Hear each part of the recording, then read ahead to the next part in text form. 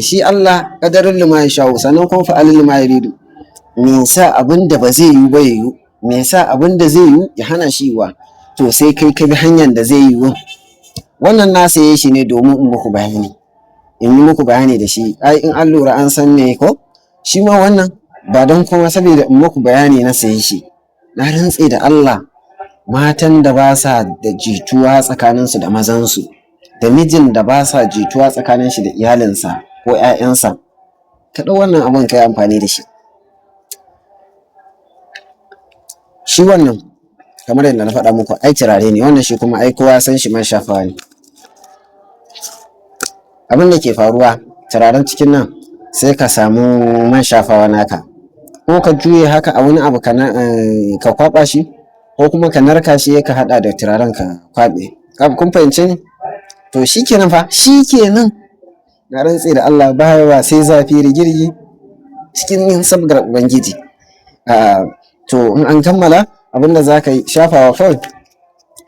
Ke matan aure ke kamata a ce kin yi riga ogayin, domin alaƙa, kyakkyawar alaƙa ta ginu tsakaninki da shi, wanda ba wanda sai shiga tsakaninku. Allah duk iya rawan kan da abokin zama za ta yi, in dai za ki riƙi wannan, to Allah ya kawo ƙarshen matsalanki kuma ya kawo miki ɗauki. In duk iya bibiyan matan da zai a waje, ko kuma wata ta ɗauki mai hankali a waje, daga ya shigo gida zai manta da kowa, ko da sun yi akan in ya dawo zai kira ta ko zai neme ta ko suna waye, Allah duk lokacin da ya ganki ko kuma ya kusance ki zai manta da wata, ko kuma ya shigo dai ya haɗa ido da ke. Ya subhanallahi al'azim. To a takaicen shafawa ke, shafawa zaki ke yi, wallahi ƴaƴanki sai sun ƙara son ki, ƴaƴanki sai sun ƙara son ki. Wuce yadda kike tunani fa, ƴaƴanki ma ba ma wa'insu ba. In cikin jama'a zaki shiga, ƴan uwanki mata ko maza, farin jini ne na tashin hankali, so da soyayya da kuma ƙauna da kuma shakuwa. Wannan duk wanda ya haɗa alaƙa da ke, in dai alaƙan ta ginu, to kuma sai ya so ki so irin wanda ba control ɗin.